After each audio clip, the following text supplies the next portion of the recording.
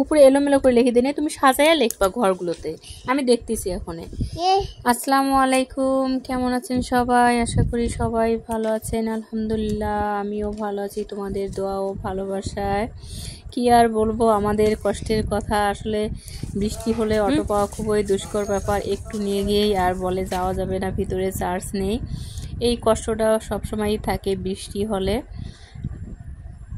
গ্রামের মানুষের যেমন সুখ শান্তির অভাব নেই আবার কষ্টেরও অভাব নেই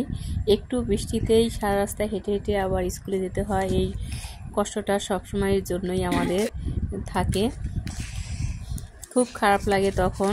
আমাদের বাড়ি থেকে স্কুল প্রায় 20 মিনিটের মতো রাস্তা হেঁটে গেলে কিন্তু অটোতে 5 মিনিটেই হয়ে যায় সেই রাস্তায় এভাবে হাঁটা আর ছোটো বাচ্চা নিয়ে হাঁটা আরও দুষ্কর ব্যাপার আল্লাহ হাফেজ